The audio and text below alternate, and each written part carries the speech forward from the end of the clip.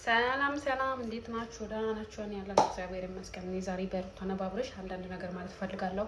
ማለት ሩታ የኔ ቆንጆ፣ የኔ ብርቱ ሴት፣ በርቺ። በጣም ነው የምወድሽ በዚህ አጋጣሚ እና የኤርሜላ ወዳጆች ማለት ነው የኤርሜላና የአብርሽ እና ሩታ ላይ በጣም ስትፈርዱ ምናምን ያለው ማለት ሩታ ምን ታርጋችሁ? እንደውም መመስገን የነበረባት ሩታ ነው። ምክንያቱም ይሄ ልጅ ምን አለው ምን የለውም ሳትል ቀርባው ከአንድ ፍራሽና ከአንድ ብረት ድስት ተነስተው ዛሬ እዚህ ላይ ደርሰዋልና የትላንት ነው ማየት ያለብን እንጂ የዛሬን ብቻ አይደለም። ዛሬ መተት አሰርታ ነው ወደ እሷ እንዲመለስ ያደረገችው ምናምን መፍቷ ነው። የምር መተት አሰርታ እንኳን ወደ እሷ ብትመልሰው መፍቷ ነው።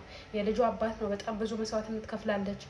የማታውቀው ሀገር ሄዳ ኖራለች። ቡታጀራ ላይ ከአዲስ አበባ ተነስታ ቡታጀራ ኖራለች። ለምን ስትል ነው? ለፍቅር ስትል፣ ለአብርሽ ስትል ማለት ነው። ዛሬ እሱ ትልቅ ደረጃ ስለደረሰ ብቻ እሱን ደግፋችሁ እሷን የሆነ በቃ የመጣል እንትን ያለባችሁ እና የምር ይሄ ሚዛን እያረጋችሁ ሄርሜላ ትላንት ነው የመጣችሁ። እንደውም ምንህን ለመናገር ሄርሜላ ወደ እነሱ ህይወት ከመጣች በኋላ ነው የአብርሽና የሩታ ህይወት እየተበጠበጠ ያለው። ልጃቸው አብረው እንዳያሳድጉ እያደረገች ያለችው ሄርሜላ ናት። ገብቷችኋል?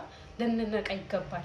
የምር እንንቃ እና ሩታ የኔ ብርቱ ሴት ማርያምን በጣም በጣም በጣም ብርቱ ሴት ናት። በጣም ጎበዝ ሴት ናት እና ቡታጀራ ድረስ ለሱ ብላ መታ ተመልሳ እንደገና አሁንም ቤተሰቦቿ ፈቃደኛ ሳይሆኑ ቤተሰቦቿን አሳምና ምናምን በቃ ሁሉ ነገር ጨርሳ እንደገና ልጅ ሁሉ መጥቶ በመሀላቸው ላይ ልጃቸውን አሁን የማሳደግ እንትን ማለት አላገኙም። በቃ በምን አይነት መንገድ እንደሚያሳድጉት አላውቅም። በቃ ሰላም ነው ያጡት። ገብቷቸዋል።